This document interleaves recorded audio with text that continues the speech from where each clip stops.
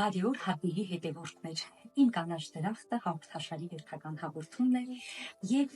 այս հաղորդման ընթացքում ես կփորձեմ պատասխանել ձեր բոլոր հարցերին։ Ասեմ, որ հարցերից ամենաառաջին տեղում գտնվում էին դդմազգինների վերաբերող հարցերը։ Իսկ ո՞նք են դդմազգինները։ Դդմազգիններից են վարունգը, դդմիկը, դդումը, պատիսոնը, հայկական վարունգը կամ խտան։ Հետևաբար եկեք այսօր բացատրենք, թե ինչպես կարող են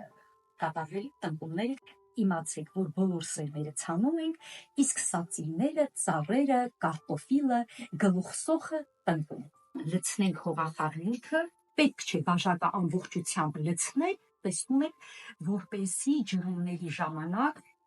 մենք հեշտ լինի եւ ջուրը, այսինքն չփակվի բաժակի վրայից։ Սեղմում ենք, մի փոքր սեղմում ենք, ամրացնում ենք եւ հետո վերցնում ենք, այ տեսեք, առաջինը պատիսոնի պտուղներ, այստեղ դեղին պատիսոններն են, վերցնում ենք սերմերը, սեղմում ենք մինչև 2-3 սանտիմետր խորությամբ, ընդամենը մեկական սերմ լցնում ենք յուրաքանչյուր բաժակի մեջ, ծածկում ենք հողով եւ ուժեղ սեղմում։ Ինչ ենք անում, այնուհետև շատ ուղիղ շիթով ջրում ենք, բայց ոչ սերմի մոտ, որ ինքը շարժվի։ Վարունգը, դդմիկը, դդումը,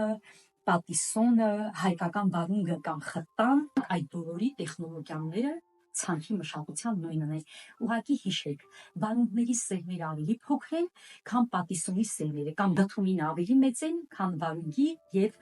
պատիսոնի կամ դդմիկի սերմերը։ Հետևաբար սերմերը ինչքան մեծ են, այնքան ավելի խորը պետք է լինի։ Դդումի սերմերը մենք կարող ենք անել մինչև 4 սանտիմետր խորության վրա։ Հիմա եկեք նշենք այս բույսերի անունները եւ ժամկետը։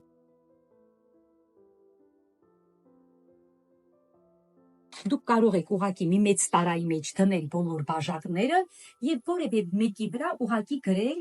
ասենք, կոնկրետ այս դեպքում պատիսոն։ Հիմա մենք այս բաժակները կթողենք այստեղ եւ 35 օր հետո, իհարկե, ընթացքում մենք կփորձենք եւս հետեւել աճման ու զարգացման ընթացքին, բայց միայն 35-40 օր հետո մենք կարող ենք նա դնել հողում։ Քանի որ մեր բաժակները թղթյա են, ուղղակի մենք փորում ենք հողը մինչև 7 ու երբեմն մինչև 10 սանտիմետր եւ բաժակները դնում։ Ուղղակի եթե զգում ենք ներքևը դեռևս չի բացվել, բացում ենք եւ այսպես դնում ենք։ Նման թաղարների օգտագործումը օգնում է նաեւ, որ վնասատուները չվնասեն երիտասարդ բույսերին։ Մենք արդեն կատարեցինք ցանքը եւ մեզ մնում է հետեւել մշակաբույսերի աճի ու զարգացման ընթացքին։ Ընթացքում մենք կփորձենք ձեզ ցույց տալ, թե որ փուլում են գտնվում բույսերը։ Առայժմ դդմազգինների հետ կապված այսքանը եւ մենք կհետևենք ձեր հարցերին։ Հաջորդ հաղորդումը արդեն կախված կլինի, թե որ հարցերն եք ավելի շատ ինձ ուղղել։ Շնորհակալ եմ, մինչ հաջորդ հանդիպում։